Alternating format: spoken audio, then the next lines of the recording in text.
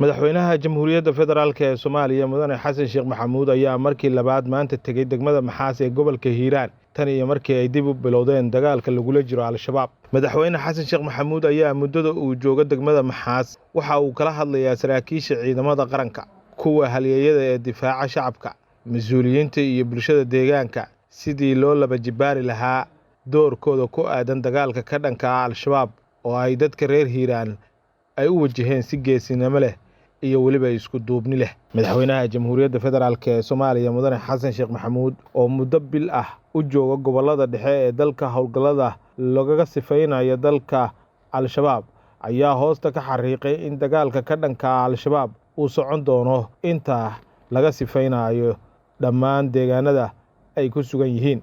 Waxaa shalay isna Maxaas tegay Cali Jeyte Cismaan oo ah gudoomiyaha gobolka Hiiraan xilka qaadis uu ku sameeyay madaxweynaha dowladda Hiirshabeellena ay muran badan dhalisay. Ayaa hormuud fiican u ahaa dagaalka lagula jiro al-shabaab. Waxa uu ku jiraa dadka naadirka ah ee sida dhabta ah u muujiyay in al-shabaab laga adkaan karo. Cali Jeyte waxa uu la kulmi doonaa madaxweyne Xasan Sheekh Maxamuud. Waxa kale oo halkaasi ku sugan xildhibaano heer federaal ah oo ka soo jeeda gobolka Hiiraan. Xogaha laga helaya ayaa sheegaya in safarkan ka hor ay wada hadleen reer Hiiraan iyo madaxweyne Xasan Sheekh iyadoo oo lagu ballamay in la isugu yimaado Maxaas. Madaxweyne Xasan Sheekh Maxamuud ayaa doonaya in dib loo abaabulo ciidanka macawisleyda oo ka garab dagaalamaya ciidamada xoogga dalka. Haddii taas loo baahan yahayna reer Hiiraan waa muhiim. Cali Jeyte ayaa ka hor yimid xilka qaadistii uu ku sameeyay madaxweynaha dowladda Hiirshabeelle. Welina khilaafkaasi lama xalin. Welina khilaafkaasi ma aha mid la xaliyay. Waxaana la filayaa iyadoo la eegayo baahida loo qabo in si midnimo leh loo galo dagaalka ka dhanka ah al-shabaab.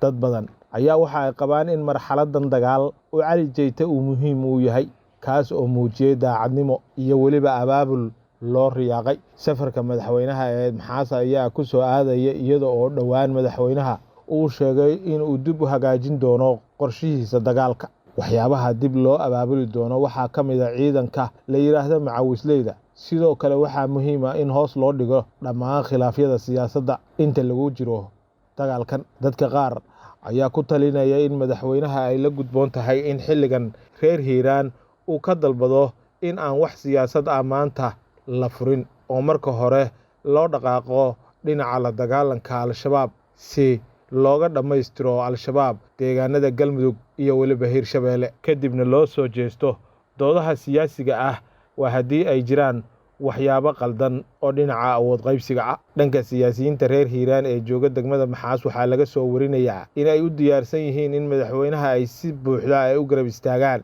oo shuruudo badan iyo waliba codsiyo siyaasadeed oo badan midna aan la eegi doonin waqtigan oo Soomaaliya ay ku jirto guluf dhab ah oo ay iskaga caabinayso al-shabaab. Kadib degmada Maxaas waxaa sidoo kale la filayaa in madaxweynaha jamhuuriyadda federaalk ee Soomaaliya maalmaha soo aadan uu tago gobolka Shabeellaha Dhexe, halkaasi oo iyadana laga abaabuli doono ciidan macawisley ah oo ka garab dagaalama ciidamada xoogga dalka, kuwaasi qaadi doono guluf ka dhan ah al-shabaab oo si buuxa u dhaafin doono dhammaan dowlad goboleedyada Galmudug iyo Hiirshabeelle.